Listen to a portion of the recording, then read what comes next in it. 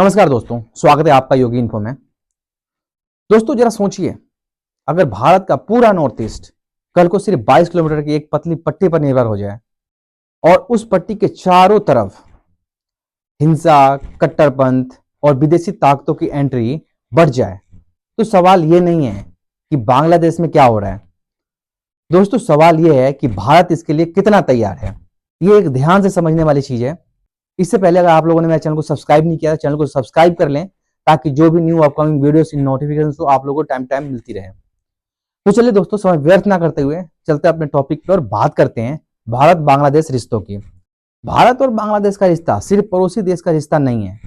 यह रिश्ता है बलिदान का, संघर्ष का और 1971 की उस जंग का, जब भारत ने ना सिर्फ बांग्लादेश को समर्थन दिया बल्कि बांग्लादेश के लिए युद्ध लड़ा और बांग्लादेश को आजादी दिलाई। इंदिरा गांधी के उस फैसले को भूल जाना भारत के लिए सबसे बड़ी रणनीतिक भूल साबित हो सकती है दोस्तों। इसलिए आज जब बांग्लादेश की बात होती है ना, तो भारत को ज्यादा पोलाइट होने की बिल्कुल भी जरूरत नहीं है। इतिहास से सबक लेना चाहिए और ज्यादा सिक्योरिटी ओरिएंटेड और अपने नेशनल इंटरेस्ट पर ध्यान देना चाहिए। आज के बांग्लादेश में सिर्फ हिंसा सड़कों पर नहीं हो रही है दोस्तों, वहां कट्टरपंथी सोच बढ़ती जा रही है। पिछले दिनों छात्र नेता उस्मान हैदी की गोली मारकर हत्या कर दी गई थी। जैसे पाकिस्तान में कुछ नकाबपोश लोग आते थे और आतंकवादियों को ठिकाने लगा के चले जाते थे, ठीक उसी तरह ये किसी चुनाव में भाषण देने की तैयारी करते हैं। उसी समय किसी नकाबपोश ने इनको गोली मार दी और जिसके बाद इन्हें ढाका के लोकल अस्पताल में भर्ती कराया गया। उसके बाद इनकी इलाज के लिए इनको सिंगापुर शिफ्ट किया गया, जहां इनकी मृत्यु हो गई। उनकी मौत के बाद ढाके में भारी हिंसा भड़क गई, भारत विरोधी नारे जमकर लगाए गए दोस्तों। और सबसे गंभीर बात, मीडिया तक सुरक्षित नहीं रही। वहां मीडिया के दफ्तरों पर हमला चालू हो गया। ये एक सिस्टम का फेल होने का संकेत है दोस्तों। ढाका में द डेली स्टार, प्रथमोली जैसे बड़े अखबारों के दफ्तरों पर हमला, तोड़फोड़ और आगजनी की गई और जानलेवा हमला भी हुआ और पत्रकारों को घसीटा गया और उन्हें धुएं से भरे न्यूज रूम से छत पर भागना पड़ा और अंत में सेना बुलाई गई उन्हें बचाने के लिए। दोस्तों अब सोचिए, जब प्रेस सुरक्षित नहीं तो आम आदमी कितना सुरक्षित होगा बांग्लादेश में। इसी दौरान एक अजीब घटना निकल के आई। हिंदू लड़का दीपू चंद्र दास, जो कि एक हिंदू कम्युनिटी से बिलोंग करता था, भीड़ ने उसे पीट पीट कर मार डाला और उसे एक पेड़ पर लटका कर जला दिया गया। यह घटना पूरे भारत में चर्चा में रही। दोस्तों यहाँ एक अहम बात है कि बांग्लादेश की जमात इस्लाम पार्टी ने भी इस घटना की निंदा की है। लेकिन ये समझने की बात है कि अगर बयान में आप निंदा कर रहे हो तो गिरफ्तारी क्यों नहीं हो रही है कट्टरपंथियों की। बांग्लादेशी मीडिया का सीधा सा आरोप है कि सरकार पूरी तरह से नाकाम रही है इन सभी चीजों को कंट्रोल करने में। अंग्रेजी अखबार न्यूज एज और ढाका ट्रिब्यून ने साफ लिखा है कि कानून व्यवस्था बिल्कुल फेल है, कट्टरपंथी सोच बढ़ती जा रही है, अपराधी खुलेआम घूम रहे ढाका की सड़कों पर। दोस्तों अखबारों ने छापा है कि सरकार कहां थी और कौन से नींद में सो रही थी।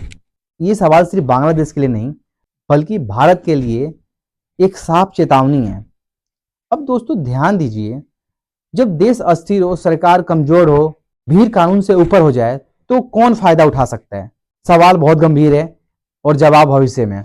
संसदीय समिति की चेतावनी है कि 1971 के बाद यह सबसे बड़ा संकट है बांग्लादेश तरफ से इंडिया के लिए।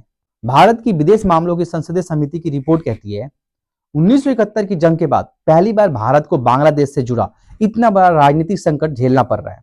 इस 99 पन्नों की रिपोर्ट में कहा गया है कि राष्ट्रवाद का उभार, इस्लामिक संगठनों की वापसी और चीन पाकिस्तान का बढ़ता प्रभाव, अगर भारत ने समय रहते नीति नहीं बदली, भारत बांग्लादेश में अप्रासंगिक हो जाएगा। जी हाँ दोस्तों, अगस्त 2024 टर्निंग पॉइंट रहा जब शेख हसीना को देश छोड़ना पड़ा। वहां कट्टरपंथियों ने देश में एक ऐसी अराजकता फैलाई जिसके कारण वहां की प्रधानमंत्री शेख हसीना को अपना देश छोड़ना पड़ा और भारत में शरण लेनी पड़ी। मोहम्मद यूनिस की अंतरिम सरकार बनी। इसके बाद भारत बांग्लादेश के रिश्ते अस्थिर हो गए। दोस्तों नई पीढ़ी शायद 1971 को भूलती जा रही है, भारत की भूमिका पर सवाल उठा रही है। यहीं से भारत की चुनौती कई गुना बढ़ती जाती है। अब बात करते हैं, चीन की रणनीति निवेश नहीं है, घेराबंदी की है।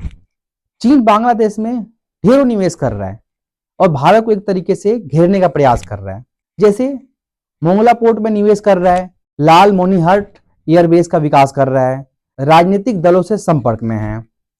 भले ही कहा जाए कि अभी सैन्य उपयोग होना असंभव लग रहा है, लेकिन रणनीति में अभी बहुत बड़ा शब्द होता है दोस्तों। पाकिस्तान इनडायरेक्टली कट्टर संगठनों के जरिए स्थिति को बिगाड़ने की कोशिश कर रहा है। सिलीगुड़ी कॉरिडोर भारत की सबसे नाजुक नस की तरह है और ये दुश्मन जानता है दोस्तों। अब असली मुद्दे पे आते हैं। सिलीगुड़ी कॉरिडोर सिर्फ 22 से 24 किलोमीटर चौड़ा और पूरा नॉर्थ ईस्ट इसी से जुड़ा हुआ है दोस्तों। उत्तर में चीन, दक्षिण में बांग्लादेश, पूर्व में म्यांमार। अगर यहां दबाव बढ़ा तो सेना, सप्लाई, आम आदमी की जिंदगी सब प्रभावित होगा। अब सवाल उठता है कि भारत को क्या करना चाहिए। अगर बांग्लादेश भारत को सिक्योरिटी थ्रेट देता है तो भारत को ज्यादा पोलाइट होने की बिल्कुल भी जरूरत नहीं है। भारत को कट्टर नेतृत्व और ग्रुप को न्यूट्रलाइज करना ही होगा। सख्त लेकिन समझदारी भरी नीति अपनानी होगी ताकि बांग्लादेश में स्टेबिलिटी आ सके और सिलीगुड़ी कॉरिडोर को भी चौड़ा और मजबूत करना होगा। यही भारत के पास मौका है नॉर्थ ईस्ट की जरूरतों को पूरा करना और रणनीतिक दबाव को कम करने का। दोस्तों एक अहम सवाल, क्या यह फिर 1971 जैसा मोमेंट है? दोस्तों इतिहास बिल्कुल वैसा नहीं दोहराता, लेकिन संकेत जरूर देता है। 1971 में भारत ने साहसी कदम दिखाया था, सटीक फैसला लिया और इतिहास बदला।